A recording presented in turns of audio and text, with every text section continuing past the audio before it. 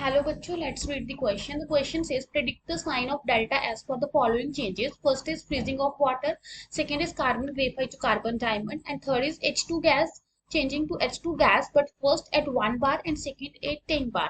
So यहाँ पे हमें डेल्टा S का साइन बताना है इन फॉलोइंग चेंजेस के लिए. तो सबसे पहले यहाँ पे जो की कंसेप्ट हमें चाहिए दैट इज एंट्रोपी. हमारे पास हमें पता होना चाहिए कि एंट्रोपी क्या है. Basically entropy it is the measure of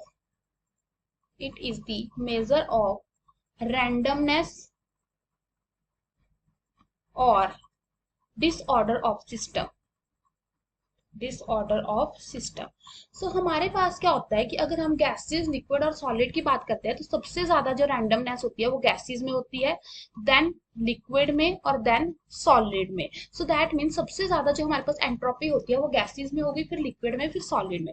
अब देखो सबसे पहला पार्ट हमारे पास है फ्रीजिंग ऑफ वाटर. जब भी हम वाटर को फ्रीज करते हैं सो दैट मीन्स वो कहां से कहां कन्वर्ट हो रहा है हमारे पास, लिक्विड से सॉलिड में. अब हमें पता है कि जो सॉलिड है उसकी एंट्रोपी क्या है, कम है. सो अगर उसकी एंट्रोपी कम है दैट मीन्स लिक्विड की ज्यादा है. सो इस केस में जो हमारे पास डेल्टा एस आएगा वो क्या आएगा, लेस देन जीरो आएगा. दैट मीन्स नेगेटिव आएगा. क्यों? क्योंकि जो प्रोडक्ट बनेगा हमारे पास उसकी एंट्रोपी कम है. सेकेंड केस है हमारे पास carbon graphite to carbon diamond.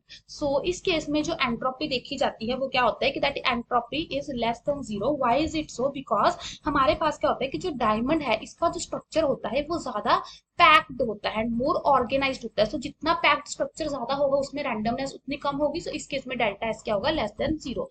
And third is H2 gas converting to H2 gas, but here it is 1 bar and 298 Kelvin.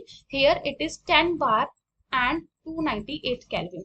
हमें ये पता होना चाहिए कि अगर गैसेस हमारे पास क्या है, लो प्रेशर पे है, टेम्परेचर हमारे पास कांस्टेंट है, सेम है, और गैसेस जब लो प्रेशर पे होती हैं उस केस में हमारे पास रैंडमनेस क्या होती है, ग्रेटर होती है.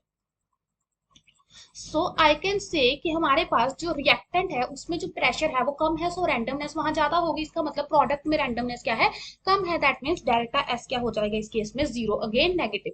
हमारे पास जो साइन होगा डेल्टा एस का वो तीनों केसेस में क्या होगा, नेगेटिव होगा, बिकॉज हमारे पास तीनों केसेस में प्रोडक्ट की रैंडमनेस क्या है, कम है. Hope you find the answer. Best of luck.